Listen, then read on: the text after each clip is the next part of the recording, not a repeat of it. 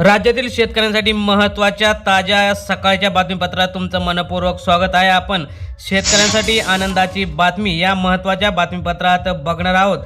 चॅनलवर जर नवीन असाल तर चॅनल सबस्क्राइब करून बेल आयकॉन प्रेस करा। महत्त्वाच्या बातमीपत्रास आपण सुरुवात करूया।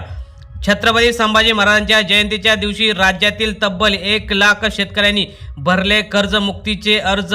दिलेल्या वचनाला जागा, आम्ही अडचणीत आहोत, सरकारला करून दिली आठवण।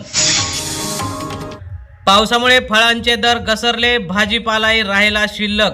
एपीएमसीत ग्राहकांनी फिरवली पाठ। तसेच राज्यात पावसामुळे अनेक शेतकऱ्यांचं कांद्यापासून सगळीकडेच मोठं नुकसान झालेलं दिसत आहे। पीक विम्याचे उर्वरित 498 कोटी मिळणार, ट्रिगर नाही मंजूर। भरपाई 2771 कोटी। स्थानिक आपत्ती प्रतिकूल परिस्थितीत 713 कोटी भरपाई सर्व शेतकऱ्यांना लवकरच मिळणार। मान्सूनची मुंबई, पुणे, सोलापूर, धाराशिवपर्यंत धाव। नैऋत्य मोसमी वाऱ्यांचा आगमनाचा प्रवास यंदा ऐतिहासिक वेगाने सुरू आहे। तो धाराशिवपर्यंत आलेला आहे असं हवामान विभागाने सांगितलं। बळीराजा गांगरला, मान्सूनपूर्वीच 32,000 हेक्टरवरील पिके नष्ट। शेतकरी राजाने काय करायचं, सरकारने आम्हाला मदत द्यावी अशी शेतकरी संघटना आणि शेतकऱ्यांनी तहसीलदारांना निवेदन देऊन मागणी केली।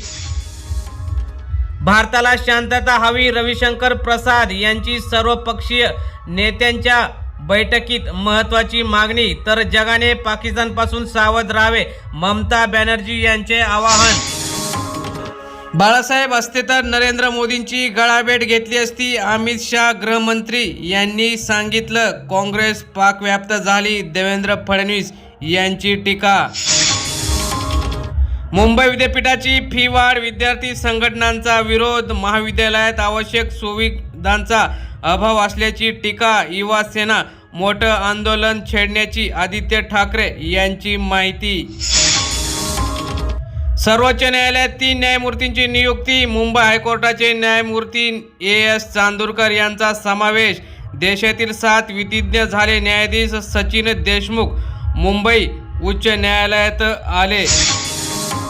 शेतकऱ्यांनो, मशागतीला लागा। आजपासून आठवडाभर राज्यात विजांचा कडकडाटासह मुसळधार पाऊस। विदर्भासहित कोकण, मराठवाड्यामध्ये पावसाच्या सरी मोठ्या प्रमाणात कोसळण्याची शक्यता।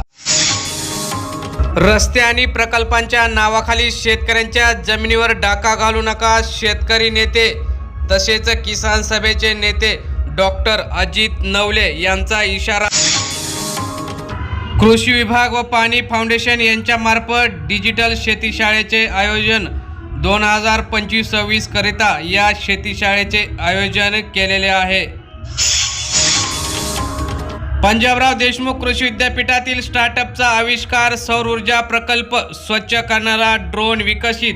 तर ऊर्जा उत्पादनातही वाढ होणार। अवघ्या 30 मिनिटात सौर पॅनलवरील धूळ साफ होणार।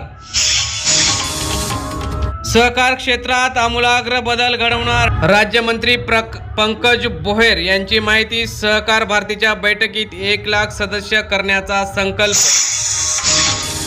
पाकिस्तान भिकाऱ्यांचा निर्यातकर्ता देश बनला। पाकिस्तान भिकाऱ्यांचा निर्यातकर्ता देशी लाजिरवाणी गोष्ट आहे। 16 महिन्यात फक्त अरेबियातून 5,000 अधिक भिकाऱ्यांना हद्दपार केले आहे। कर्जमाफी, शक्तीपीठ महामार्ग ते शेतकऱ्यांचे 15,000 कोटींचं नुकसान। राजू शेट्टींचा सरकारवर हल्लाबोल। शेतकऱ्यांसहित मोठं जनआंदोलन मुंबईत उभारणार, राजू शेट्टी यांची माहिती।